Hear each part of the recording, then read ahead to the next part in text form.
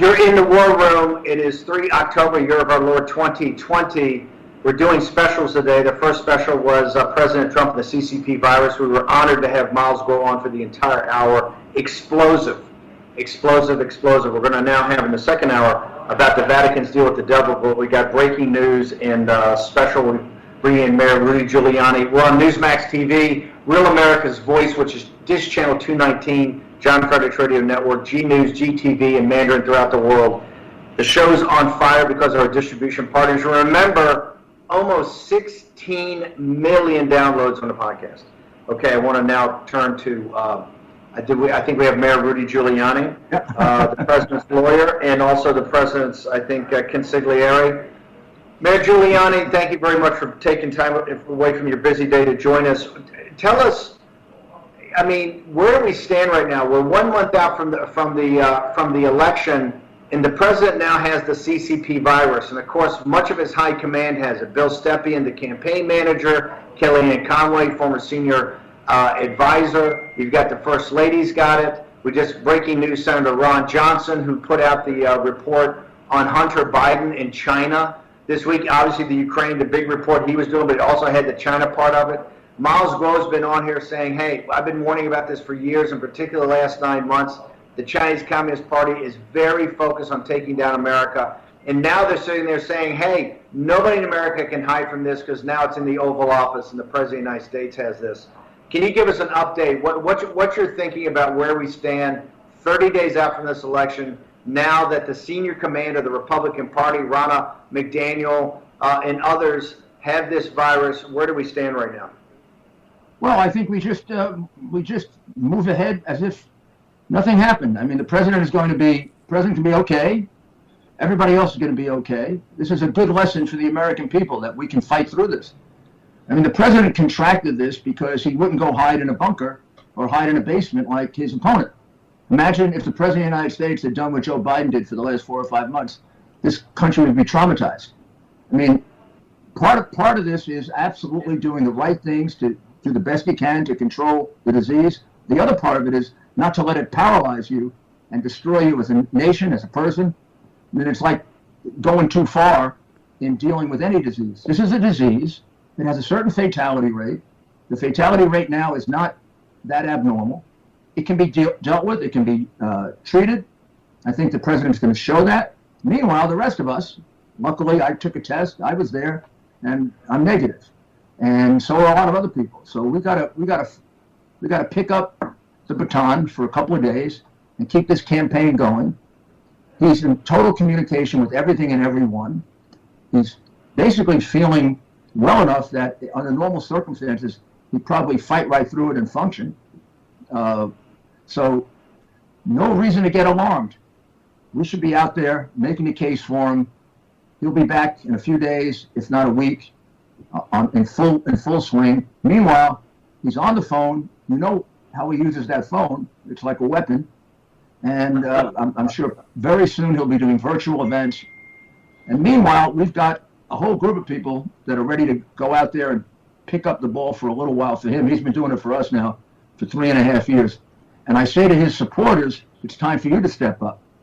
This guy has worked 24/7 for 3.5 years or more under circumstances, you know, Steve, that were torture. I mean, this is the least of what they've done to him. The coronavirus. He'll get over this, trying to impeach him, trying to indict his family. When they couldn't impeach him on one thing, making up another thing, putting out all kinds of horrible things about him that turned out not to be true. I mean, I don't think this man has had one day in the White House in which the Democrats haven't deliberately tried to, in essence, torture him. So he's tough enough to get through this. I got a report on him this morning. He's making calls. He's fine. He's going to be okay. He's taking all the right medicines and he's making progress. And boy, when he comes back with the energy that he has, he'll make up for whatever days he missed. Mayor Giuliani, talk about the right medicines. I think, and I want to frame this in the correct way, but you know, we've had Dr. Zelenko on here. We've had Dr. Risch. We've been a big proponent of hydroxychloroquine as a prophylactic, but particularly early stage therapeutic. I think what got the attention, let me put it the nicest way, of his most ardent followers, and the people like Jack Maxey and others that really stay very close to the medicine here, is the treatment that was last night. You know, I'm not saying shocking, but it looks like they were in some method of trying to hit him with many different new medicines, some are not even or in the experimental stage of FDA, and actually ended the evening with taking remdesivir, which, you know, usually has been about when you have a viral load that's spiking. And of course, Daily Mail had this story that came out 10 o'clock last night. CNN and MSNBC stayed on it to the early morning hours about people around him were saying, hey, he's having a tough night. You know, he's having a tough time. This is I don't know who they were. Well, so when you combine that with remdesivir, and I know that you've been someone that's actually, you know, introduced Dr. Zelenko to the world and others on the hydroxychloroquine. Why is it that the therapy or the therapeutic that many of the people that, you know, in the Trump movement have looked at and backed Dr. Risch and backed others on this early stage being an early stage therapeutic, all of a sudden the doctors are helicoptering into Walter Reed, putting him on the plasma and these other, you know, pre-FDA approved, and then late at night we hear these on remdesivir, which I believe was this thing given to Boris Johnson right before he went on a ventilator. So how does that, you're very close to him, how does that fit with, hey, he's going to work through this, he's working the phones, we're going to be fine in a couple of days? Sure. The issue is he's the president of the United States. Every doctor around him, you know, career is ruined if anything happens to him, which is, you know, just human. And therefore, they're gonna do things for him that they wouldn't necessarily do for anyone else, because they don't want to have the risk that something happens to him. So he's in the hospital for only one reason, really. He could easily be at home. He's in the hospital because if, God forbid, something does happen, and they need a machine right away, instead of having to bring it into the White House or figure out how to get it in the White House, figure out the right room to put him, within 2 minutes he can be on that machine. That is not necessary. That hasn't happened. So when they say excess of caution, that's what it means. I'm comfortable, although I can't disclose it, I'm comfortable that he's getting the right medicines. And I should tell you, you know, I tested negative, and I'm taking hydroxychloroquine for 5 days as a prophylactic, as well as zinc, because I believe that that's the most effective thing that you can do at the early stages. And I have my own thoughts about all the medicines that he's getting, but I'm not really free to disclose it. All I can do is assure people he's in good shape, and it seems to be working. The medicine seems to be working. It is not. It is not the same thing as if you know, they came here and rushed me to the hospital. When you're dealing with the president, you anticipate everything going wrong. Like all of a sudden, for no reason, he starts to have some kind of a terrible episode. Well, you got the machine right there. Meanwhile, at the way they figured it up at Walter Reed, it's like almost like the Oval Office. So he's got everything there. He's able to communicate. Meanwhile, the doctors can be in there in 1 minute. So far, that hasn't been necessary or even close to necessary. Real quickly, I know you've been very complimentary of the campaign and what Bill Stepien and Jason Miller and others have been doing, and so have I. They had an article in Politico last night that put me back a little bit, saying the campaign was kind of in shock and still trying to regroup about the president having coronavirus. Wasn't there a plan B, kind of assuming that, hey, this guy's out all over, he's doing so many things, there's obviously the risk of getting coronavirus. Is there a plan B in the campaign immediately to pivot, put yourself out there, others, Don Jr., Eric, some of the great spokesmen, Kimberly Guilfoyle, others, to put them forward to do the events, but then go digital? Well, particularly, we have a massive audience of deplorables. They're waiting to hear what's plan B now that the president's got the CCP virus, is going to have to shake it off over a couple of days. What's plan B for the campaign? Well, the plan is to really task the people you're talking about and a few others to take up the baton for him. I mean, okay, our leader has to get a little rest. I guess they're in a little shock because he never needed any rest before. So yeah, there is a plan B, but I don't think anybody ever thought they needed, because this guy, you know, outworked all of us. So now it's time to do a little work for him. And I think all the key people you mentioned and a few more are going to be out there in the next several days. trying to keep the message out there, pointing out that this is he's going through what the American people are going through. I think in a way there's something about this that allows him to say, I know what you're going through. I've gone through it myself. And I think as he emerges from it, he's going to be able to show we shouldn't be as frightened about this disease as Joe Biden wants to make us. You can get this disease and you'll live through it. It is not like cancer was 20 years ago. It isn't like you had when they had stomach cancer 20 years ago. It was a death sentence. This is not a death sentence. This is, in fact, the odds are, even at 75, 80, 85 years old, the odds are in your favor. You're going to live, and you're going to come through it immune. So, sure, we'd like to get rid of it completely. And pretty soon, hopefully, there'll be a vaccine. But until then, this should not paralyze us. And when the President of the United States would act that way, if it were Joe Biden, can you imagine the panic it would create in this country? Imagine if Joe Biden tried to run the country from the basement of the White House. I think the fact that the president was out there, took the risk that he would get it, that's what a leader does. I mean, the greatest generals are the generals that get in front of their army. I mean, that's what MacArthur used to do. That's what Patton used to do. That's what Grant used to do. When the army feels a little down and they feel like they're getting beaten, I remember the story about MacArthur. He took his Jeep and he went right to the front. And they asked Bradley, doesn't he think he can be killed? And Bradley says, no, he thinks he's immortal. Well, a leader has to have some of that. That's how you inspire people. I can't tell you how much more respect I have for President Trump, the way he's handled this. And he knew all along, he had this risk all along. And it's unfortunate it had to happen, but I think something good can come out of it. I think the American people can see a side of him, the strength of his character that, gosh almighty, the guy on the other side. I mean, imagine 5 months in a basement for a president. I mean, you might as well turn the country over to the vice president if you're going to do that.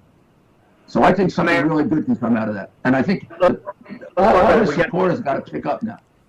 We got a minute left. Where do you think we stand 30 days out for the Trump base? Where do you think we stand 30 days out? 30 days out. Do we have a shot? Does the president have a shot to win this? Although the polls are not looking. Yeah, I think people don't just like Donald Trump. They love him. Nobody loves Joe Biden. Nobody's enthusiastic about Joe Biden, and they're voting for him knowing he's impaired. And some of them are voting for him knowing he's crooked. In the case of people voting for Donald Trump, they're voting for him because they know he's a great leader. And I'd urge those people who haven't made up their minds. I mean, isn't that what you want leading America? You want somebody who's a fighter? Sure, he may get injured in the fight. This is an injury. He's gotten worse injuries from the Democrats, the kind of garbage they've done to him. But this is the kind of guy you want leading your country in what is going to be as you pointed out in your show, a very difficult time against China. And the last guy in the world who could possibly lead this country with China being our adversary is a guy that China owns, and and they own his family. Joe Biden. I mean, they've paid him so much money, it's obscene. The man shouldn't even be running. So I think this is going to help the president.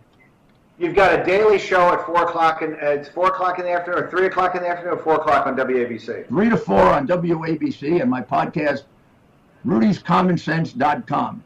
And you were my last guest. and you've got a Sunday morning show on WABC, also 10 a.m. Tomorrow morning, Dr. Ryan and I will be on, and we'll be talking about this on WABC at 11 o'clock. 10 to 11. We'll put your social media up later. Thank you, Rudy Giuliani. Thanks, Stephen. You're doing a great job. The interview with Miles was terrific. I heard the whole thing. People got to embrace that. They've got to understand what's happened to us. We are in a kind of war. I don't mean a shooting war, but we are in a war with them.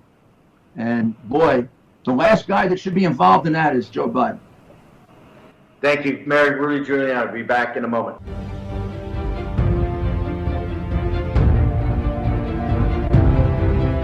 War Room with Stephen K. Bannon. Here's your host, Stephen K. Bannon.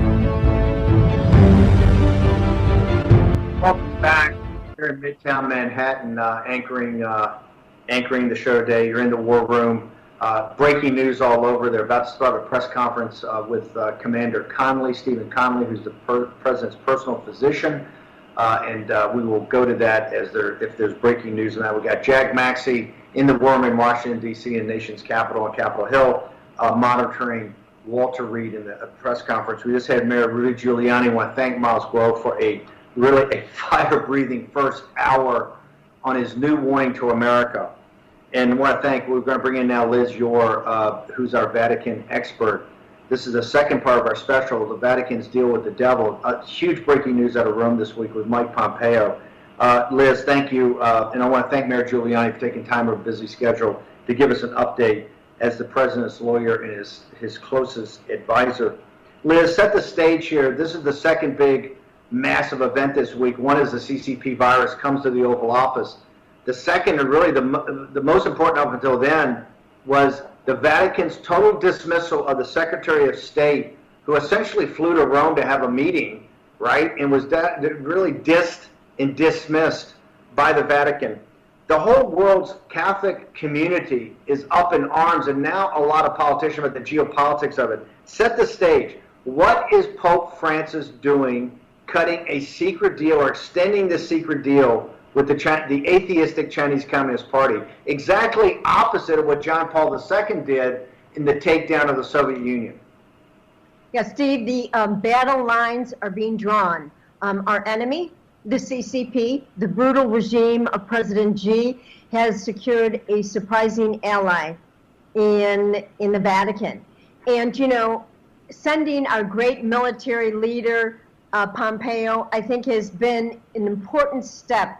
And in the words of that great military leader Sun Tzu, he said, in warning, and I think America should pay attention to this warning, if you know the enemy and know yourself, you need not fear the result of 100 battles.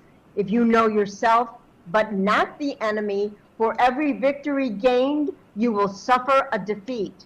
If you know neither your enemy nor yourself, you will be succumbed in battle. Well, Mike Pompeo understands those words, and that's why he personally delivered the strong message to the Vatican this past week. Now, the Vatican didn't like it, but it was necessary to tell them, to call them out, and we know that it is causing a firestorm. And interestingly, I think this is a wake-up call for all the cardinals who have been very quiet, not supporting dear Cardinal Zen, who is sounding the alarm about the Vatican. Just today, we saw Cardinal Muller, the great theologian who is from Germany, calling out this relationship, this ally of the Vatican and the CCP. And what's really going on, Steve, is that President Trump understands that he is in a biblical challenge against the demonic forces of the New World Order. And he's going to be fine, he's going to recover, and he's going to come back stronger. And our Chinese freedom fighters that you have shown on the show, they understand the importance of exposing this evil pact between the Vatican and the CCP, because we're now in an epic war, a spiritual war with the forces that are lining up. And we better know who our enemy is.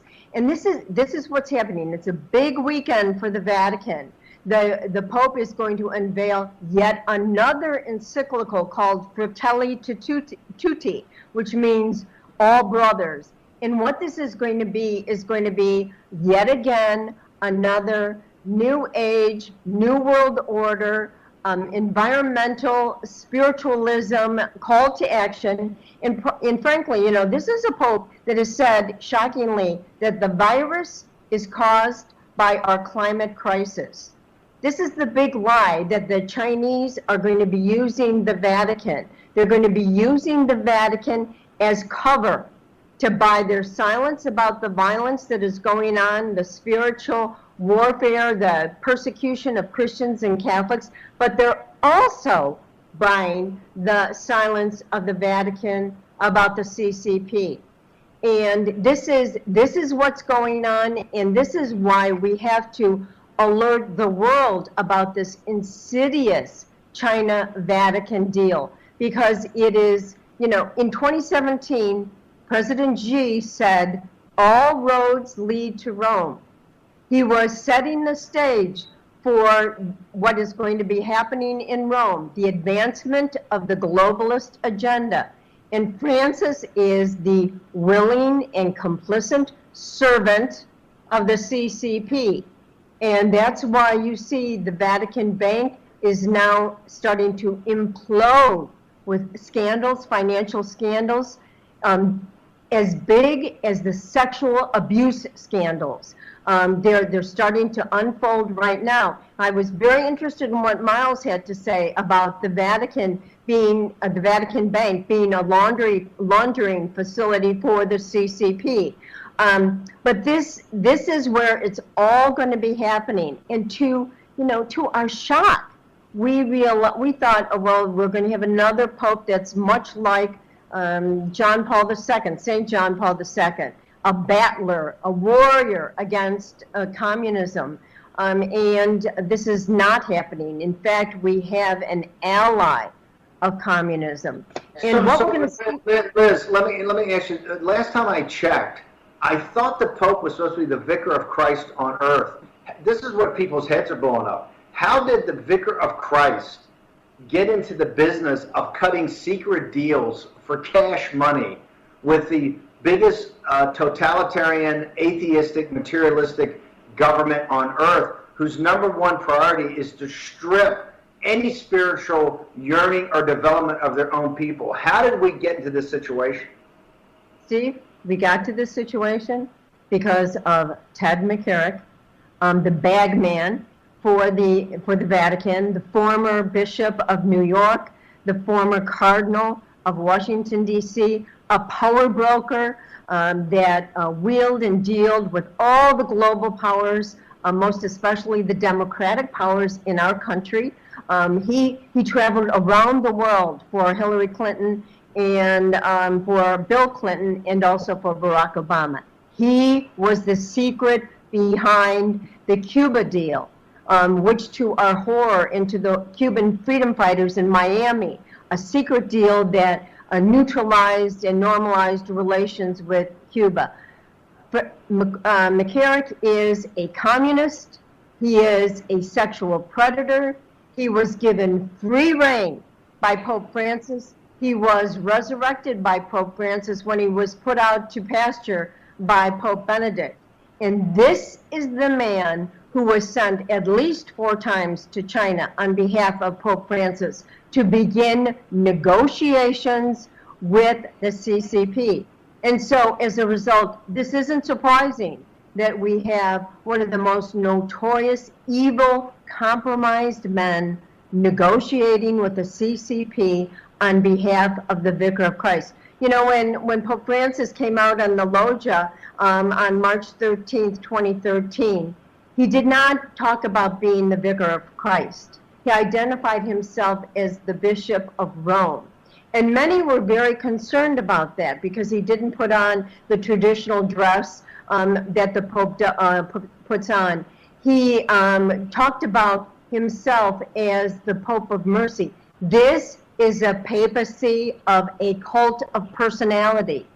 And this cult of personality is promoting the New World Order, the environmental agenda, the agenda of the CCP, the globalist agenda. It's shocking, but it's a reality that Catholics have to embrace and realize that this man has been doing the bidding of the CCP, and he has been doing the bidding, quite frankly, of Joe Biden and the Democratic Party. You know, this is, you know, the joke in the Catholic world was that McCarrick was the Democratic cardinal. You know, when they needed somebody to bury or somebody to marry them, they always called on, you know, the notorious sexual predator McCarrick. Well, it's all coming home to roost because he had a hand in choosing Pope Francis. And Pope Francis, from the moment he stepped on to the loggia, has been carrying out the agenda, the environmental agenda, the globalist agenda. And now, and I'm thrilled that Pompeo went out there. As the general, he understands, identify your enemy, call your enemy out, and he had to do that at the Vatican. And Steve, the Vatican is very thin-skinned. And despite, not meeting with Pompeo, everybody knows that this is a cheap, unmerciful, if you will, shot by the Vatican. But we're Liz, seeing I tell you what, Liz, we're gonna take a quick commercial break and come back. We've got Jasmine from China is going to tell us what it's like to be a Christian under the boot of the Chinese Communist Party. We've got Church Militant. We're going to get Canon 212, some of these great websites that put up news. This is the Vatican's deal with the devil. My co-host is Liz Yore, who is telling it like it is, just like Mike Pompeo, the Secretary of State, did in Rome this week. We're going to take a short commercial break. We're going to return with the Vatican's deal with the devil on War Room Pandemic in just a moment.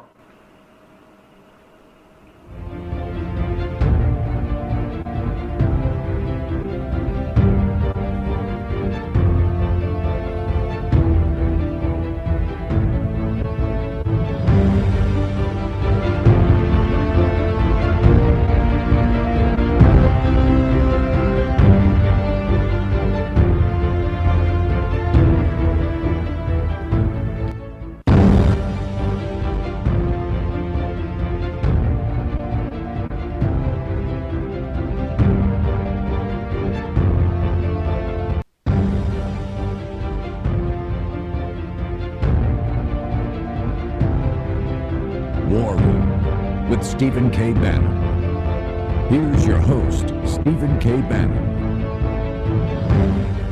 Okay, Commander Dr. Stephen Conley has not taken, the podium at Walter Reed. We'll get an update from Jack Maxey when he does. This is the Vatican's deal with the devil, the second part of our special day. Miles Grow on to first to give a warning to America about the Chinese Communist Party, and it's time America started to wake up. Liz Yore is my co-host. She's been giving a warning about the Chinese Communist Party's secret deal with the Vatican. I want to now go to someone that's had to live under the boot of the Chinese Communist Party, and that is Jasmine. She joins us on the phone. Jasmine, can you tell our American audience what it's like to be a Christian, a professed Christian, and have to live under the authoritarian rule of the atheistic Marxist government in Beijing of the Chinese Communist Party?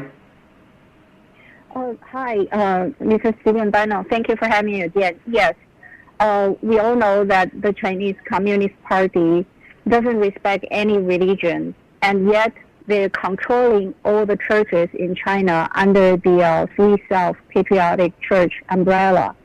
So any church that doesn't compromise with their leadership will be labeled and subject as illegal churches and will be subject to a crackdown.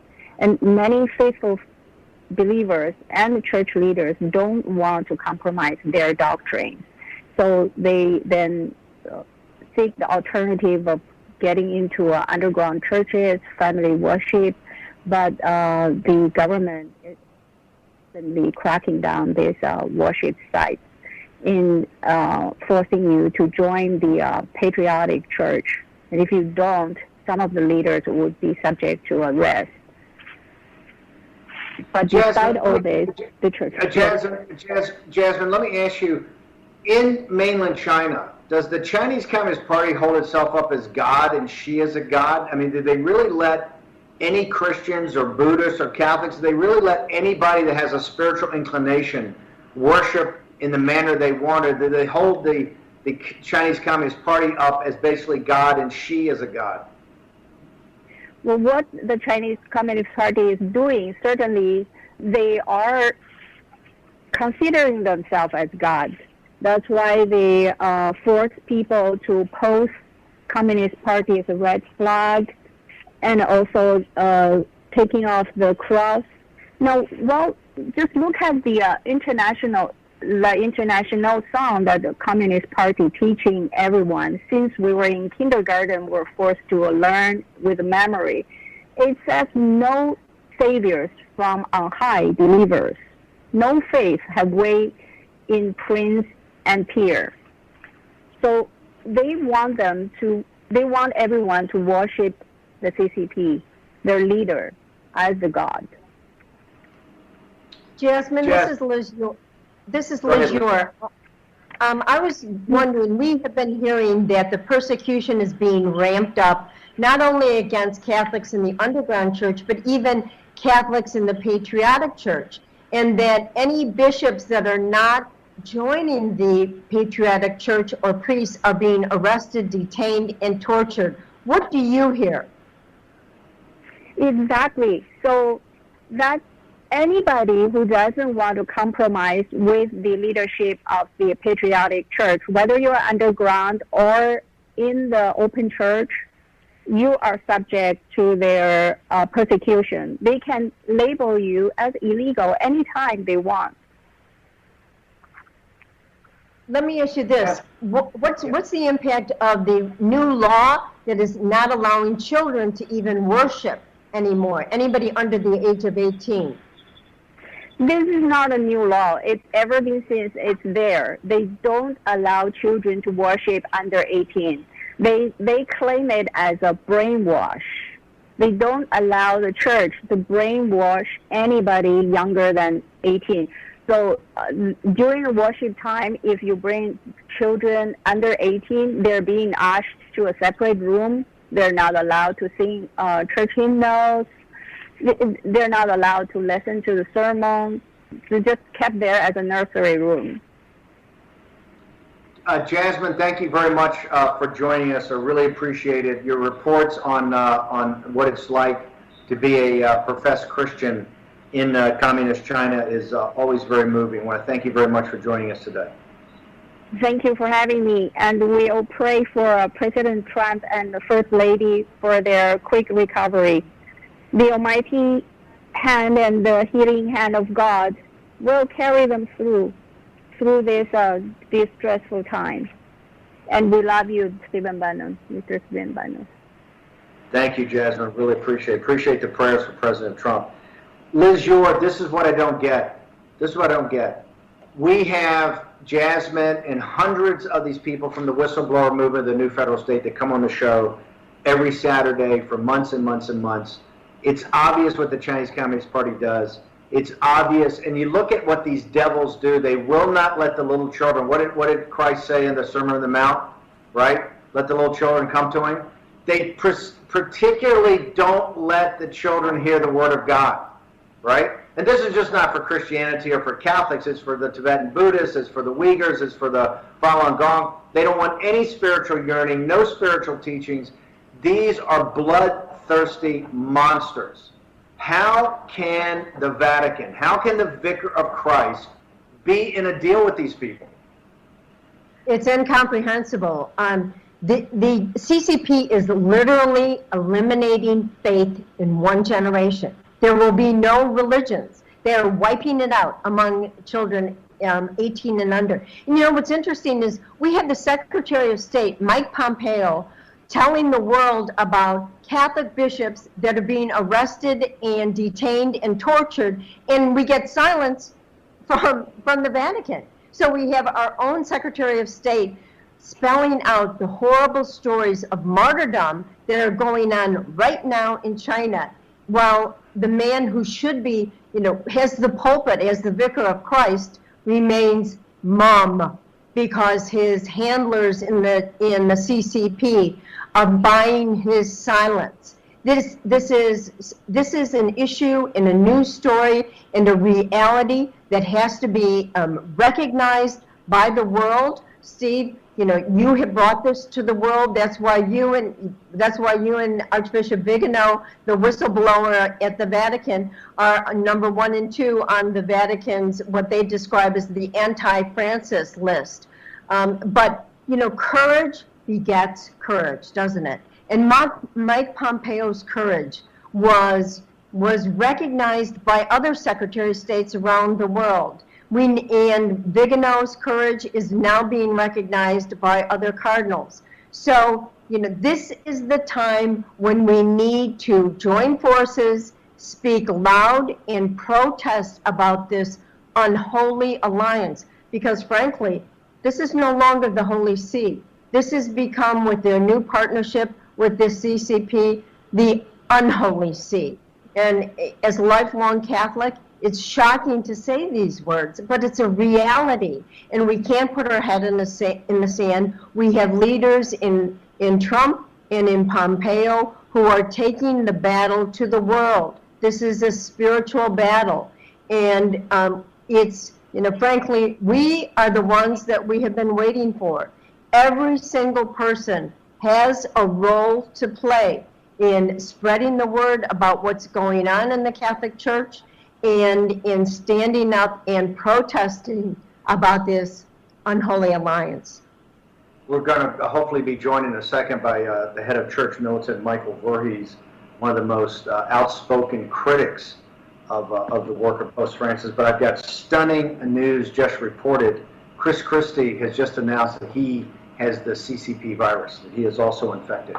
Another member of the president's debate prep team, I think Kellyanne Conway and Hope Hicks, Chris Christie, all now have come down with the CCP virus, the COVID-19. I think he just reported that. Pretty stunning announcement. The inner circle around President Trump now infected with the CCP virus. Jack Maxey is monitoring, I guess, Commander Conley's briefing at Walter Reed. So, Liz, put into, I think what the audience keeps asking is, what can they do about it? You were one that gave me a heads up back in 2018 when I did the first live report about this from the roof of the convent, thanks to G News and GTV. And they were so stunned because, the Chinese, all the young Chinese came to me and said, how can the Vatican sell us out? How can this happen? And so during that conference in 2018, I went to the rooftop and did a 1-hour live broadcast on GTV and really was, I think, the first one to kind of walk through the secret treaty. Since that time, people have asked, how do we shut it down? But now, what can be done about it? I tell you what, before we get to that answer, we got Michael on from Church Militant. Michael, thank you for joining us here in our special, The Vatican's Deal with the Devil. You got Liz Yore and Stephen K. Bannon. Thank you very much for having me on, Stephen. And good morning, Liz. You've been the fire breather that's been on this from the beginning. We've got a couple of minutes left in this segment. Walk us through what the American people should understand of how does the Vicar of Christ on earth cut a deal with the most anti-religious regime in the world? How does that happen? Well, one of the things is you have to understand his background of where he's come out from. He was, every single person, prelate, pope, lay person, everything, but everybody's formed in the faith. And wherever that formation happens and whatever the circumstances of it happen, they absorb that and they sort of see the church and the world and everything else through that particular lens.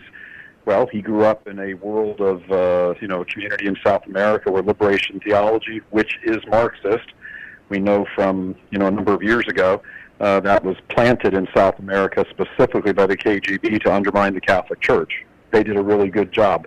He grew up in that, although he didn't seem to embrace it as wildly as some of the other people did. He kind of got castigated by some of his fellow bishops when he was in Argentina.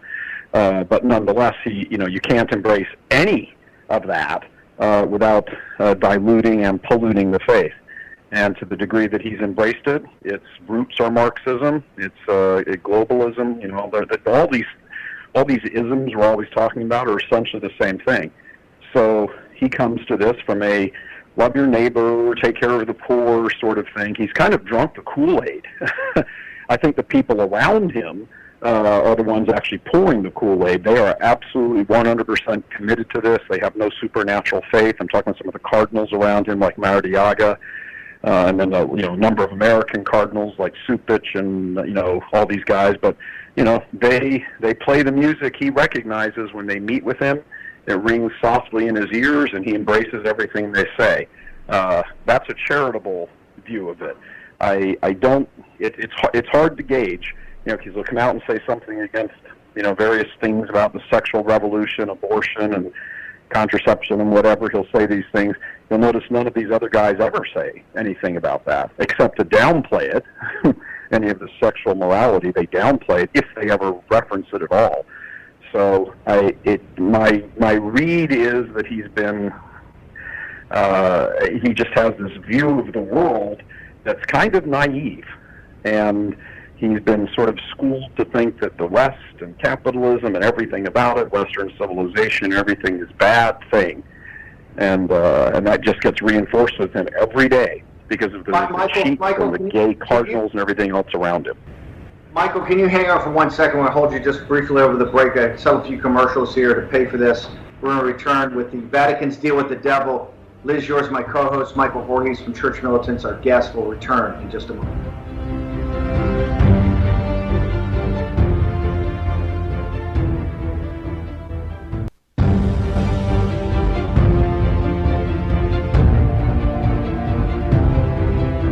War Room with Stephen K. Bannon. Here's your host, Stephen K. Bannon. The Vatican's intelligence unit ought to be in full meltdown now because on War Room Pandemic, on our special, the Vatican's deal with the devil, we got 4 fire breathers. I'm the least of them, Stephen K. Bannon. We got Liz Yore, my co-host. We got Michael Voorhees from Church Militant. We're going to be joined momentarily by Frank Walker of Cannon 212. That's probably the biggest, the toughest fire-breathing team that the Vatican's ever matched on this CCP endeavor. I want to go to Michael very quickly. Michael, we get asked all the time by our audience, what can American Catholics do to help stop this? Can you give some guidance in a couple of minutes? What can American Catholics do to stop the Vatican from going forward with this deal with the devil, this Marxist, atheistic, brutal dictatorship in Beijing? What can Catholics do? I think the first thing Catholics need to understand is the depth of this being such a spiritual war. And that's exactly what it is. We may be, I don't know, I'm not a prophet, I haven't had any visions, but we may be entering into the time of Antichrist, preparation for Antichrist. I don't know, but I don't know what the world would look like. I don't know what would be any different in preparation for it. You have mass apostasy in the church and everything else. So I think many Catholics, American Catholics, seem to have this something laissez-faire, they're breathing fire about it. And but that's sort of all they do. They just kind of argue amongst themselves. But the idea that you somehow, and you see this a lot in traditional communities, I'm kind of above the fray. This is really, Donald Trump's a mean guy. All this kind of like excuse baiting stuff. You got to get involved politically in this because look, if the Trump administration, as we saw with Pompeo, they challenged Francis and the folks on this.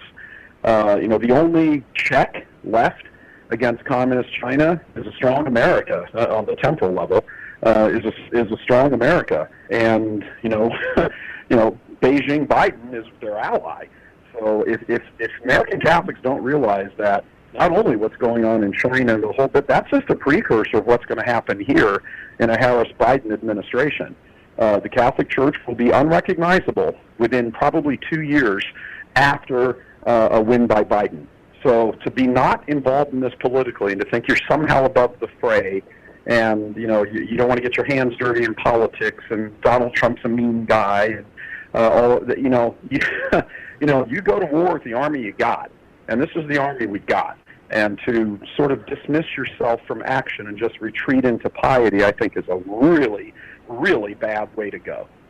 Michael Voorhees, thank you very much. Church Militant is one of the best sites out there. We're going to make sure we get a link. Honored to have you on the show today. I want to go to Frank Walker, Cannon 212. It is the Drudge Report for conservative Catholics worldwide, an amazing site. Frank, the same question. What can American Catholics do today? What would you recommend? You run one of the most important news sites in the world for traditional Catholics. It's the Drudge Report for Catholics.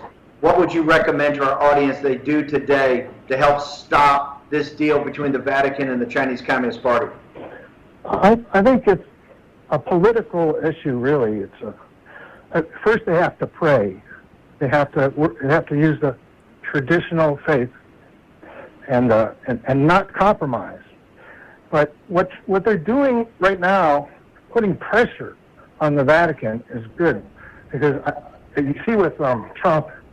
He's good at creating incentives for deals. And that's what Francis Church is. It's a bad deal. It's a Chinese deal. So pushing the pressure on China and getting China out of Italy and the Vatican are I think, the right approach. And they seem to be taking it, but we can't do like half measures. We can't just have the old conservative, the old John Paul II, the old Vatican II approach. We have to do what Archbishop Vigano said today, which is that if we think you can just wait for the next pope to be a little better than Francis and think that's going to solve anything, you're wrong. That's what Archbishop Vigano said today. So I think that we have to look at Francis for what he is, not really a Catholic, sort of a stunt that was perpetrated on the church by maybe Obama, maybe the left and the Chinese, and that needs to be corrected. I don't know how, but I think they're making a start with it through the Trump administration by undoing this. See, Obama was sort of a coup perpetrator on Egypt, and he tried Syria, he tried Israel, he got Libya, and I think Francis is sort of a coup, and it needs to be undone legally through pressure and through the church law. Frank, thank you very much. We got to jump. Canon 212 is an amazing site. We drive traffic to it every day. You guys are doing God's work. Thank you very much for your thoughts about this, particularly the thought about praying, right? We all got to do that in this situation. Frank Walker, Canon 212. I want to go to very quickly, Jack Maxey. We've had Commander Connolly give a assessment. What's summarized for it, curated for us? What's the condition of the President of the United States, sir? The president is doing very well this AM. His doctors say he was up walking around. He even remarked when they came in this morning that he felt like he was ready to get the heck out of there. He's in very good spirits. They say he's been working away in his private residence. His cardiac function is good. They've never seen any reason for him to be on oxygen. He did have a small cough on Thursday afternoon and a small fever on Thursday into Friday morning. Since then, he's had very few symptoms. He seems to be resolving everything very, very well. They talked about why was he hospitalized. The doctor said because he's the president of the United States. They got together. They decided on the course of treatment. He's in there extremely early because he's tested so regularly. The therapies that they've given him should help resolve this in a very speedy fashion. Everything looks good. All of his doctors said that they don't see that he will ever need to have oxygen, that he is just as if he's in the White House, only he's at Walter Reed, and every single day they are going to evaluate him and think about when he can leave. He said it's day by day. This president is very strong. His heart is beating between 70 and 80. He's got no cholesterol, no blood pressure issues at all. Everything is solid. They seemed very confident. Jack, thank you very much. Liz, you're a warrior for God. What's your Twitter handle so people can follow you, Liz? Elizabeth Yore is my Twitter handle, and Yore Children, Y-O-R-E, is my website. And let's end with a prayer by Vigano. Bless the United States of America and its president, and so that aware of his responsibilities and duties, he may be a knight of justice, a defender of the oppressed, and a firm bulwark against the enemies, and a proud supporter of the children of light. Children of Light. See you Monday at 10 a.m.